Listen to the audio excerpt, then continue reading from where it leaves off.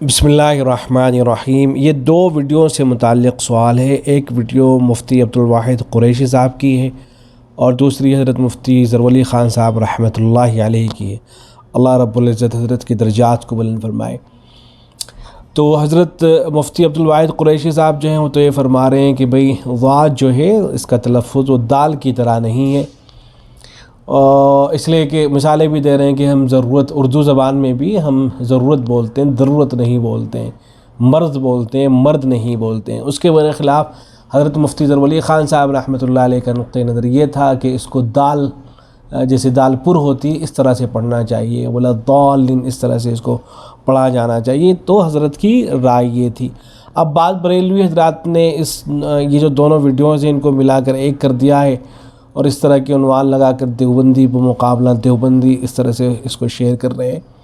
تو بریلوی جو حضرات ہیں ان کی خدمت میں تو یہ عرض ہے کہ یہ ہمارے علماء ہیں،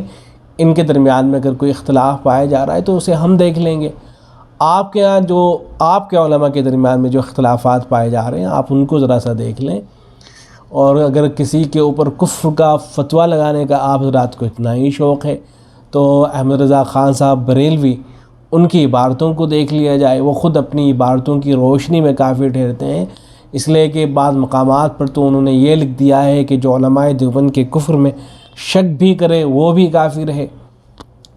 اور دوسری جگہوں پر خود انہوں نے اس بات کو لکھ دیا ہے کہ میں ان مدعیان جدید کو تو ابھی تک مسلمان ہی جانتا ہوں، اگرچہ ان کی بدعت و ضلالت میں شک نہیں،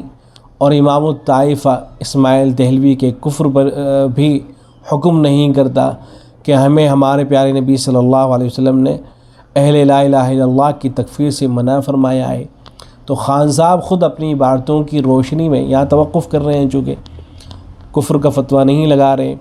تو اپنی عبارتوں کی روشنی میں وہ خود کافر ٹھہرتے ہیں۔ تو ان چیزوں کو آپ ذرا خود دیکھ لیا کریں، اور ہمارے جو مسائل ہیں ہمارے لیے چھوڑ دیں، ہم ان کو حل کر لیں گے۔ رہا ہے مسئلہ کہ یہ جو لفظ ضاد ہے اس کا اصل مخرج کیا ہے، تو دیکھیں اس سلسلے میں جو صحیح بات ہے وہ یہی ہے کہ یہ جو لفظ ضاد یہ دال پر کی طرح نہیں پڑھا جائے گا، بلکہ اس کو زیادہ مشابہت ضا کے ساتھ میں ہے، دال پر کے ساتھ میں اس کو مشابہت نہیں ہے۔ اس سلسلے میں جو حضرت مفتی شفیع صاحب رحمۃ اللہ علیہ نے چونکہ اس پہ مستقل رسالہ لکھا تھا، جو کچھ خلاصہ حضرت نے لکھا ہے میں اس کو نقل کیے دیتا ہوں، اس سے بات واضح ہو جائے گی۔ حضرت نے جواب دیتے ہوئے لکھا ہے کہ مسئلہ ضاد کے اختلافات دو قسم پر منقسم ہیں۔ اول یہ کہ حرف ضاد کی صوت مشابہ ضا ہے یا دال محملہ کے مشابہ ہے۔ دوسرے یہ کہ جو شخص بجائے ضاد کے نماز میں ضا معجمہ یا دال محملہ پڑھے اس کی نماز ہو جاتی ہے نہیں۔ دونوں امر کے متعلق مختصر عرض یہ ہے کہ امر اول فن تجوید و قرات کا مسئلہ ہے جس سے احقر زیادہ واقف نہیں ہے، پوری تحقیق اس کی کسی صاحب فن سے کر لی جائے، اور جس قدر مشہور اور معروف اور عام کتب فن میں موجود ہے وہ یہ ہے کہ جمہور قراء و فقہا کا اس پر اتفاق ہے کہ مخرج ضاد حافہ لسان اور اس کی متصل داڑیں ہیں، اور اس کی آواز ضا معجمہ کی آواز کے مشابہ ہے، دال محملہ کے مشابہ نہیں ہے، جیسا کہ اکثر کتب فقہ و قرات میں اس کی بے شمار تصریحات موجود ہیں۔ ایک بات تو یہ ہو گئی۔ دوسری بات یہ کہ اگر کوئی آدمی اس کا صحیح تلفظ نہیں کر پاتا ہے تو اس کی نماز ہوگی یا نہیں، تو اس کا جواب دیتے ہوئے حضرت مفتی صاحب فرماتے ہیں کہ دوسری بات یہ کہ امر دوم کے متعلق خلاصہ فتویٰ تو یہ ہے کہ جو شخص باوجود قادر بالفعل ہونے اور ضاد کا مخرج صحیح جاننے کی بے پرواہی سے یا جان بوجھ کر حرف ضاد کے بجائے ضا خالص پڑھے یا دال پڑھے، خواہ تفخیم کے ساتھ ہو یا بلا تفخیم کے، تو دونوں صورتوں میں جس جگہ معنی میں تغیر فاحش ہو جائے گا نماز فاسد ہو جائے گی۔ لیکن عوام جو مخارج و صفات سے واقف نہیں ہے اور بوجہ عدم تمیز و ناواقفیت کے ضاد کے بجائے ضا یا دال پڑھتے ہیں تو ان کی نماز بلا کسی تفصیل کے مطلقاً صحیح اور درست ہو جاتی ہے۔ تو اس سے بات واضح ہو گئی ہوگی۔ ایک اور فتویٰ دارالعلوم دیوبند کا دیکھ لیتے ہیں۔ دارالعلوم دیوبند کے فتوے میں یہ ہے کہ ضاد کو ادا کرنے میں کوشش یہی کی جائے،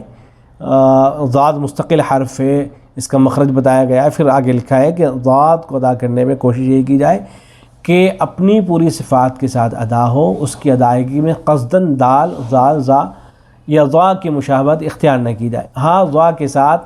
صفت میں زیادہ اشتراک ہے۔ جہاں تک نماز کی صحت و فساد کا تعلق ہے تو یہ معنی کہ صحت و فساد اور قدرت ادا پر موقوف ہے۔ تو ساری باتوں کا حاصل یہ ہے کہ ضاد یہ مستقل حرف ہے اور اس کو مشابہت دال کے بجائے ضا سے زیادہ مشابہت ہے، اور اس کی ادائیگی کی پوری کوشش کرنی چاہیے، لیکن پوری کوشش کے باوجود بھی اگر صحیح طور پر یہ ادا نہیں ہو پاتا ہے تو نماز بہرحال ہو جائے گی۔ اور اگر کوئی آدمی جان بوجھ کر غلطی کرتا ہے تو پھر یہ دیکھا جائے گا کہ غلطی کس درجے کی ہوئی ہے۔ اگر اس طرح کی غلطی ہو گئی ہے کہ جس سے نماز بالکل معنی بالکل بدل جاتے ہیں تو پھر ایسی صورت میں نماز فاسد ہو جائے گی، لیکن اگر معنی کے اندر کوئی خاص تغیر واقع نہیں ہوتا ہے تو ایسی صورت میں پھر نماز ہو جائے گی۔ تو امید ہے کہ بات واضح ہو گئی ہوگی۔ السلام علیکم ورحمۃ اللہ۔